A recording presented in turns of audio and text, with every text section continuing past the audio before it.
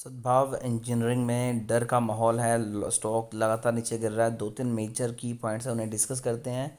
सबसे बड़ी जो आज की गिरावट के पीछे रीज़न है वो है ओवरऑल मार्केट में एक अच्छी खासी गिरावट दिखाई दे रही है। तो वो प्रेशर हमें स्टॉक्स में भी दिखाई दे रहा है, स्पेशली उन स्टॉक्स में जिन्होंने अच्छे रिटर्न दिए हैं, क्योंकि आज से एक साल पहले यही स्टॉक तकरीबन तकरीबन 7 से 9 रुपए के बीच में ट्रेड कर रहा था, और अभी स्टॉक जो है वो गिरावट के बाद भी 32 रुपये के अराउंड ट्रेड कर रहा है। नहीं तो 34 रुपीज़ के अराउंड ये स्टॉक आज हमें सुबह दिखाई दिया।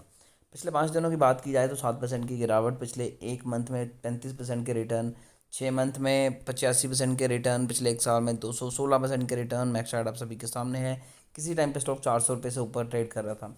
अब फाइनेंशियल्स पे आए तो ये दूसरा रीज़न हो सकता है गिरावट के पीछे, क्योंकि लास्ट क्वार्टर में कंपनी ने अच्छा परफॉर्म नहीं किया था।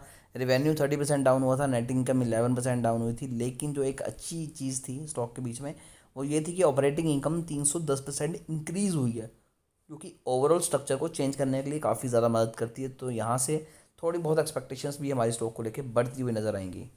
छोटी कंपनी 550 करोड़ के around market cap, return on capital employed और रिटर्न ऑन इक्विटी दोनों ही काफ़ी ज़्यादा कम है।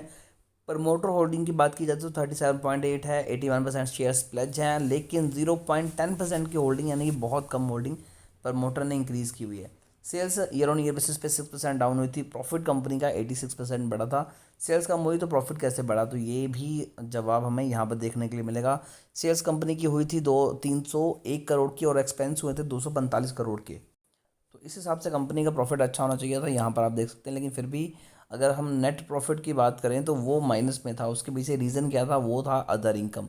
कंपनी की अदर इनकम में -70 करोड़ दिखाए जा रहे हैं, यानी कि कंपनी ने तकरीबन तकरीबन 70 करोड़ का फटका खाया अच्छा खासा। और सबसे गंदी बात यह है कि अब अगर हम जानना चाहें कि अदर इनकम में क्यों आया था, तो उसके लिए हमें इनकी वेबसाइट पे जाके, सेबी की वेबसाइट पे जाके सद्भाव इंजीनियरिंग की दिसंबर की वो रिपोर्ट निकालनी पड़ेगी रिजल्ट की। वहाँ से हमें सारी चीज़ों का आइडिया होगा। लेकिन ओवरऑल देखें तो कंपनी की अदर इनकम की वजह से स्टॉक जो है वो लॉस में आया था। इन्वेस्टर्स पे अगर हम जाएँ तो 46% की होल्डिंग थी प्रमोटर की मार्च 2021 तक, जो कि तकरीबन तकरीबन रह गई 40% जून 2022 तक, और अब 37.79% है, जो कि अभी 0.10% इंक्रीज़ हुई है। तो ओवरऑल स्टॉक थोड़ा सा रिस्की रहने वाला है, लेकिन फिर भी स्टॉक में जिस हिसाब से वॉल्यूम बढ़ रहा है तो कुछ भी हो सकता है। अगर आपके पास शेयर्स हैं तो डेफिनेटली होल्ड करके चलना चाहिए। और अगर आप चाहते हैं कि इनके क्वार्टर के रिजल्ट सबसे पहले आपको मिले देखने के लिए, तो चैनल को अभी सब्सक्राइब करके बेल आइकन दबाइए, ताकि कोई भी इंपॉर्टेंट अपडेट आपसे मिस ना हो।